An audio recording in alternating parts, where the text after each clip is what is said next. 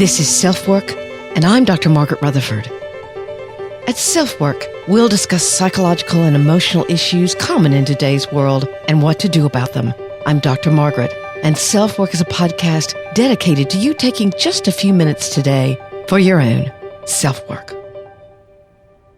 Hello and welcome to SelfWork. I'm Dr. Margaret Rutherford. I'm a clinical psychologist out of Fayetteville, Arkansas, and I began SelfWork to try to extend the walls of my practice. I had met in one little room for over 25 years talking with individuals and couples. I wanted to reach out to those of you who might already be interested in therapy or psychological issues, to those of you, and there are probably many of you, who've been diagnosed with depression or anxiety or some mental illness, and you're looking for answers. And even to those who might never consider darkening the door of a therapist, but are just curious enough to listen to a podcast. There's so much misinformation and actual ignorance about what therapy is. And so I want to give you a taste of at least my version of therapy or therapeutic talk, and then you can make your own decision. For the next few weeks, we're going to be talking about depression. Today, we're going to be talking about the voice of depression that actually can lead you to loneliness and even despair. I know how real these voices can seem. I know how hard these beliefs are to fight off, especially when your mind isn't helping you. But as I heard Esther Perel in her fairly new podcast, Where Should We Begin, say the other day, and by the way, it's really good, attitude is everything. Attitude about medical illness, attitude toward even your own mental illness. Do you become your illness, or do you see it as not you and do your best to manage it? That's huge.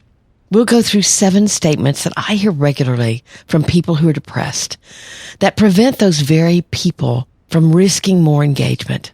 It's almost as if they kind of hold those beliefs to them, because getting out of bed or reaching out to others can be so difficult. Sometimes I tell people it's like if you have a broken leg and your orthopedic person says, go out and run on it. You'll feel better. When you're trying to heal from depression, you're trying to use a mind that sometimes can feel very broken and actually be very broken. But the cycle of irrational thought and depression is strong. So today we're going to look at those irrational beliefs. And just so you know what's to come in the next few weeks, we'll also cover conditional love, worry and its role in depression, and when self-sacrifice turns into a victim mentality. I can't believe it, but that will take us through episode 150. A regular feature of SelfWork is a listener email, which I answer and love answering. Today it's from a woman who struggled with obesity most of her life, and she has won that battle. But she's left with the scars of some loose, sagging skin, and she's now met someone with whom she wants a really vital sexual relationship.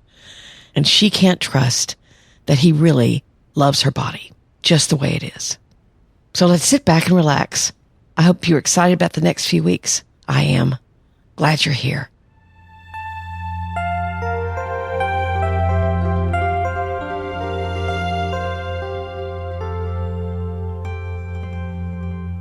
I love Andrew Solomon's quote from his book, The Noonday Demon. The opposite of depression isn't happiness, but vitality.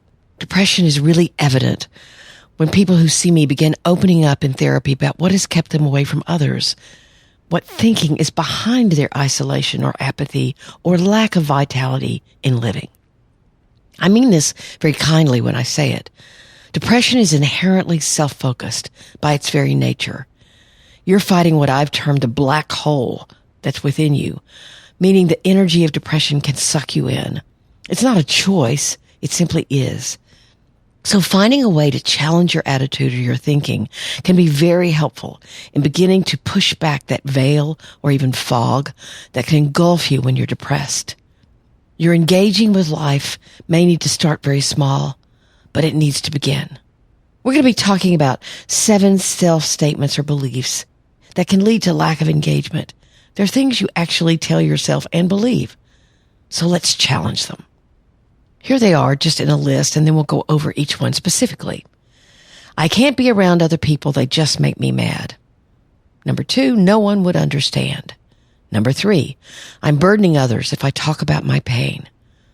Here's 4, people have disappointed me and I just can't be hurt anymore. Number 5, people don't want to hear that I'm depressed again. Number 6, I don't care anymore. And number 7, if I have to ask for something, it's just not the same. Gosh, just hearing those statements all in a row can cause my own energy to be sapped, and I've got a fair amount of energy. And they can all lead to intense loneliness. So let's take them one by one. First, I can't be around other people. They just make me mad. Depression doesn't always look like melancholy. In fact, that's only one presentation of depression. There's agitated or anxious depression. There's depression that looks like the perfect looking life, or what I term perfectly hidden depression. And then there's depression that leads people to just be pissed off about everything, or to be incredibly irritable. Or you may even look for something to prove to yourself that you're justified in being alone. We all usually have one primary feeling that we're more comfortable with feeling. Some people stay afraid all the time, some sad, and some angry, especially men. Men, when they're depressed, can look more angry than sad, although not always. And then there's some other, typically male, but also could be female, features of their depression. I'm quoting the Mayo Clinic. There's escapist behaviors such as spending a lot of time at work or on sports, physical symptoms such as headaches, stomach problems, and pain, severe problems or moderate problems with alcohol or drug use, controlling, violent, or abusive behavior, irritability or inappropriate anger, and risky behavior such as reckless driving. So let's look at the message you're sending to others through any or all of these behaviors. If you get drunk a lot, or you're violent, or you just have these anger outbursts, the message is, go away or I'll hurt you or myself. Now again, that can be depression talking. So realizing where that anger comes from can be vital. I worked with a man quite a while ago now. I saw him where I volunteer at a free medical clinic, and the secretaries there, or the intake people, had said that he was homicidal. And when I called him, I said, my gosh, the notes here say you're homicidal. And he started laughing. He said, well, sometimes I tell my wife I want to kill her, but I really don't. Now, obviously, I'm not making a joke of people who are actually abusive, but he was quite a jolly guy. But he wasn't always jolly. He had a habit of being violent toward others, meaning he would get mad, and he lived out in the country, and he would get a big board and come after them. It was impulsive, it was aggressive, and it was violent. Well, when we worked together, I learned that his grandfather had been horribly abusive to him. And what was his belief? I'll never let anyone be in control of me again. And so, when he felt out of control, he aggressed. He was violent. He started crying when he realized this and said, oh my gosh, I never realized that that's where that anger came from. And that awareness, as well as appropriate medication and talking in therapy, helped him get rid of that behavior. So if you have the belief, I can't be around other people, they just make me mad, maybe you ought to look to see where that mad comes from. The second belief, no one would understand. There's no way to argue with this in some ways. If I haven't been through exactly what you're going through, maybe I don't understand completely. But others can be compassionate and caring. You know, as I think about this, perhaps this is really a rationalization. Because if you reach out and someone does understand and give you support, then the ball is in your court. The belief of no one would understand keeps you able to not try. Because trying can feel so much more risky than not trying. Not engaging, because engaging is more work. Loneliness may be comforting in a way because you don't have to risk. But of course, loneliness also hurts.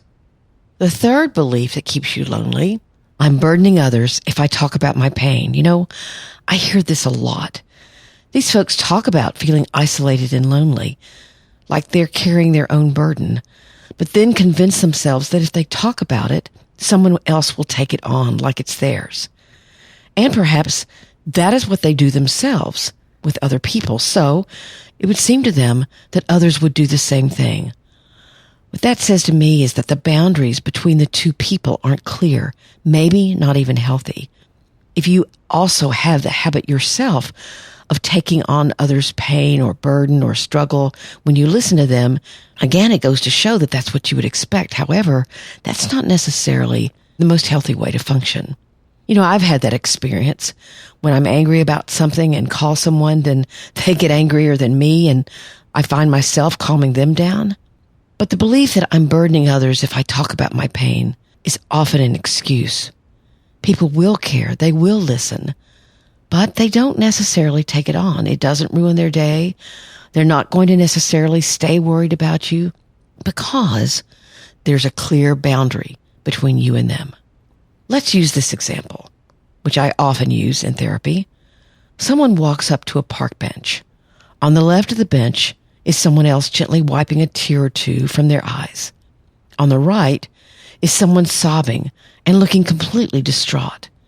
Which one will most people go to comfort, especially if they have good boundaries? People who don't have necessarily good boundaries will often say the distraught one. Now again, this isn't like triage where there's an emergency going on where you would probably go to the person who looked most in need. Instead, the people that will approach the distraught one are often people who need to help or even control, whose personal boundaries aren't quite so clear, or frankly, they have a personal agenda.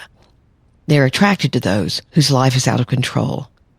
Instead, most people will sense that the person on the left has the skills to handle their own pain, but could use a friendly face, not a savior. Perhaps some of you who feel very empathic toward others bristle at this. My empathy, my ability to feel what others are feeling, would lead me to the person on the right. And I get that. And yet, when that happens too often, even someone who's an empath or feels like they're an empath can become mired down into what is someone else's pain. The ability to help is actually about caring, but having a boundary. It's like teaching someone to fish instead of handing them a fish. So if you tell yourself, I'm burdening others if I talk about my pain, you're really assuming that they don't have good boundaries. People who do will be there for you to talk, but they also believe or assume that you've got what it takes to handle this. And actually, it can feel good to hear that message. Here's another belief. People have disappointed me and I just can't be hurt anymore. Now again, of course, this may be very true if you've been disappointed or hurt, that you've been hurt a lot and you don't want to be hurt again. Again, it's one of those beliefs that's hard to dispute, but you're making the assumption that others will hurt you, that there's no one that's capable of loving you and caring for you well, that everyone is a potential abuser. And that's not rational thinking. When we're in relationship with anyone, really, there's a potential for hurt and there's a potential for kindness and laughter and caring and joy. Maybe the thing to learn if you feel like everyone has hurt you, have you been choosing people who aren't givers or who are motivated by greed or jealousy or control? Maybe if you choose differently, you don't have to be alone and you won't be hurt. Here's the next one. People don't want to hear that I'm depressed again. Once again, there could be some truth in this. Chronic illness, whether it's mental or medical, is much harder for some to handle than others.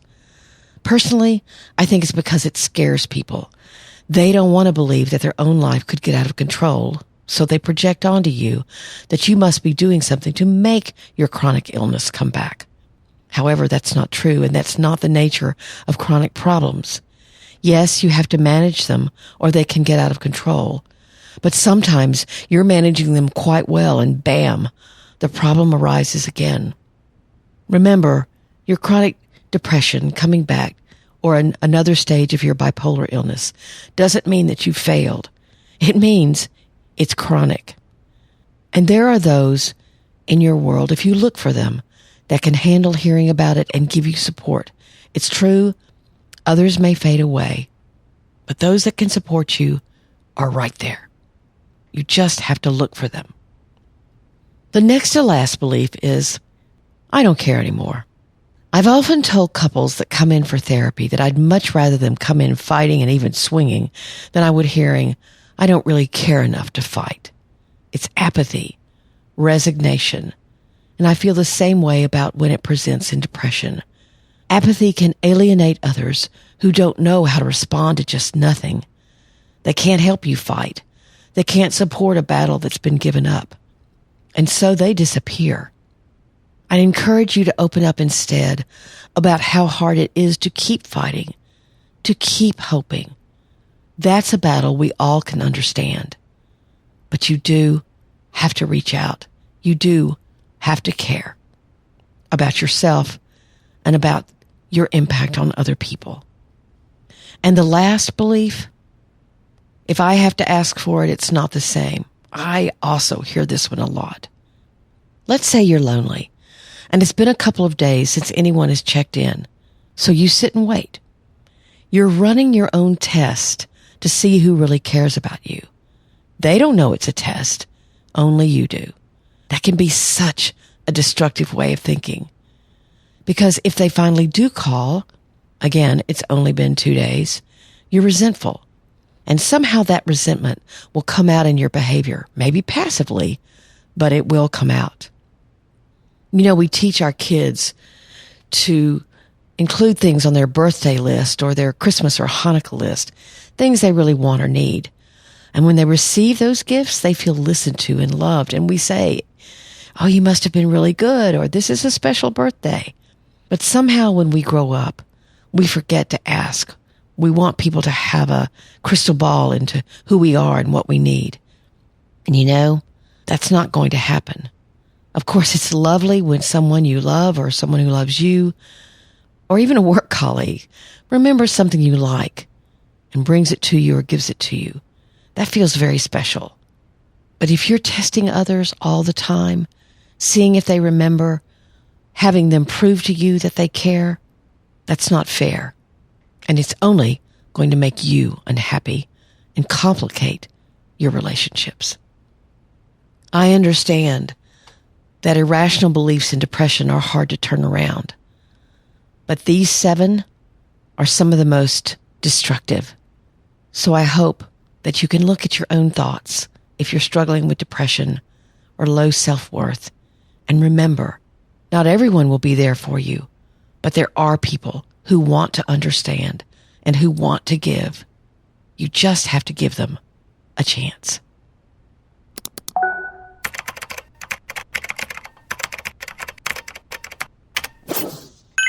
The listener email for today is from someone who has been struggling with obesity all her life and now wants a sexual relationship with someone she's really starting to care deeply about. Here we go.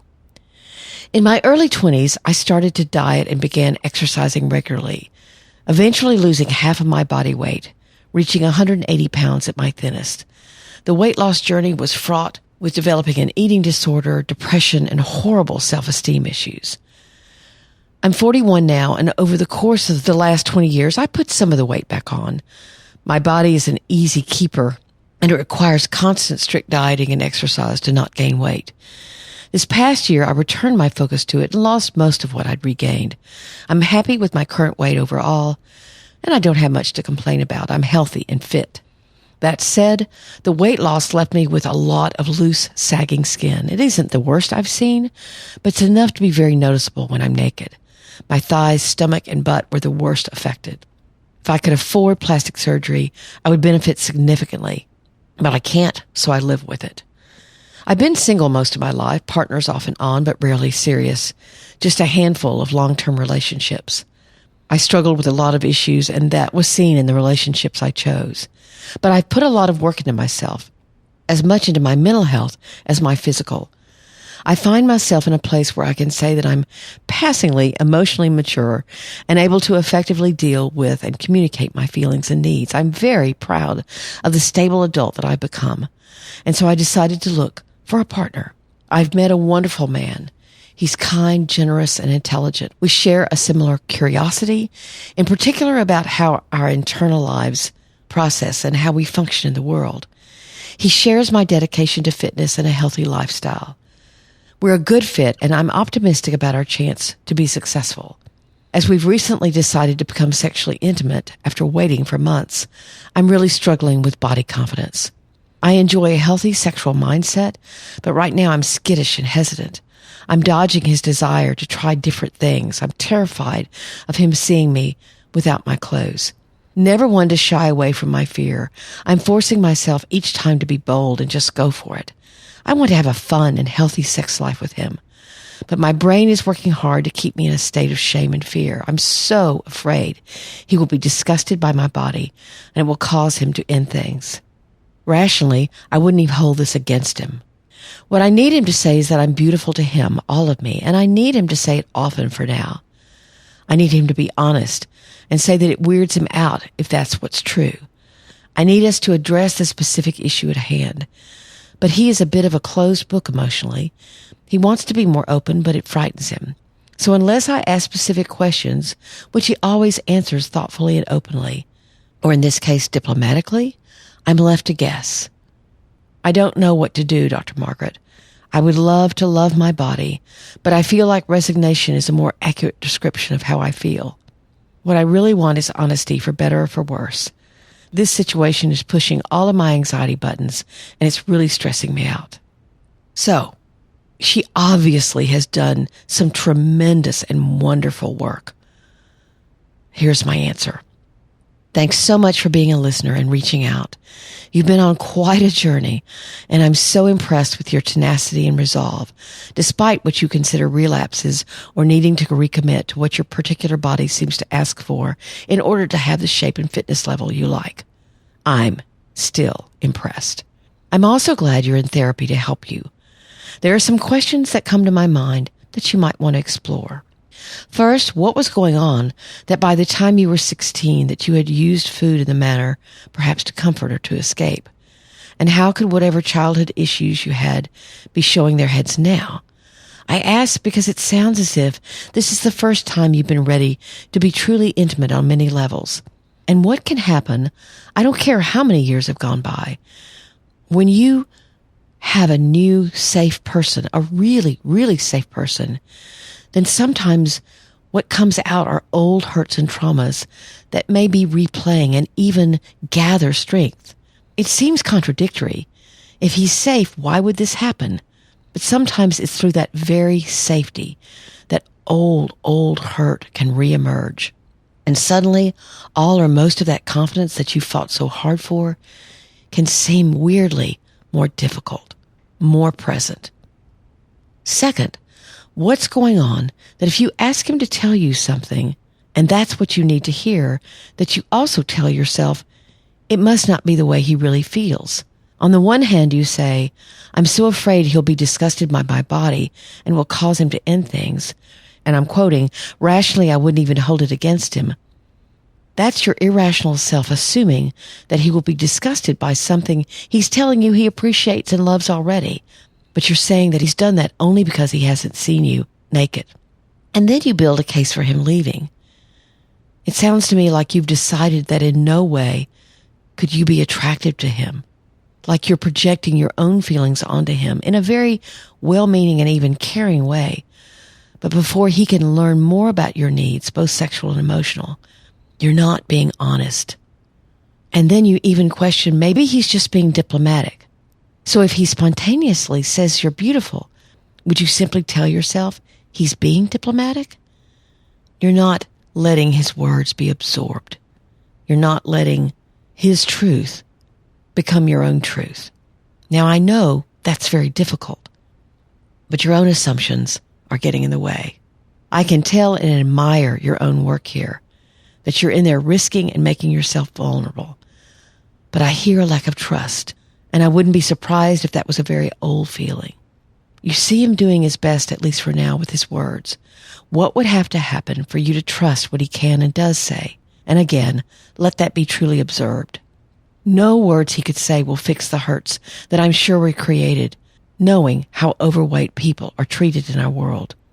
But if you let him in a little at a time, maybe you can take steps toward more healing. Good for you that you're such a fighter, and I'm honored that you're a listener and SelfWork has been helpful. You put your work to good use.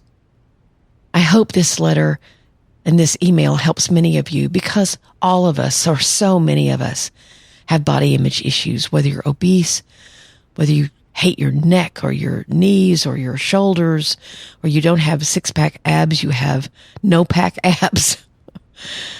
Please allow these words to be absorbed by you.